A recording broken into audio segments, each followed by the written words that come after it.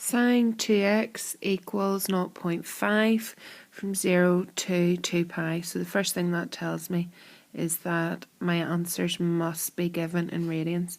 You have two choices. You work in degrees and then convert your final answer to radians, or switch your calculator into radian mode and work through the question in radians. I'm going to do the second. I'm going to work through in radians. We should end up with the same answer. I also note that I'm working in part 1 with 2x, which means that 2x will work in the range from 0 to 4 pi. So if sine 2x equals 0.5, then 2x is the inverse sine of 0.5, which from my calculator is pi over 6. Marking that on a cast diagram, I have pi over 6.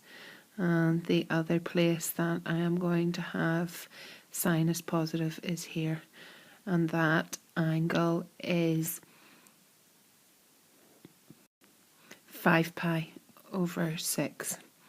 So 2x can equal pi over 6, 5 pi over 6, and then I must work within my new range, so I need to add 2 pi or 360 degrees to each of my answers. And if I add 2 pi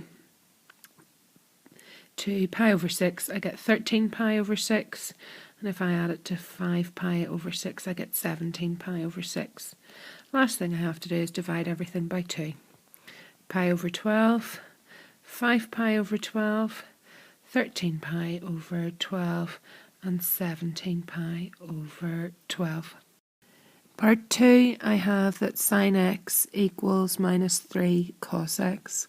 I'm going to divide by cos x. So I have that sine x over cos x equals minus 3. Tan x equals minus 3.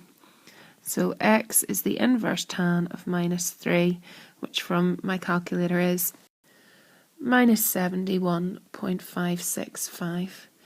So if I draw my cast diagram, I can mark on the angle of 71.565, and it's going in a clockwise direction. The other place that tan is negative is in this quadrant, so I mark on the angle of 71.565.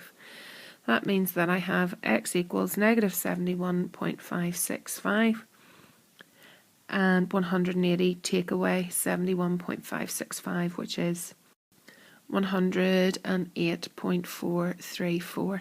Now I have to be careful. The range for my answer was 0 to 360, and this angle lies outside that range. Rather than reading that angle in a clockwise direction, I'm now going to read it in an anti-clockwise direction. So that angle becomes 360, take away 71.565, which is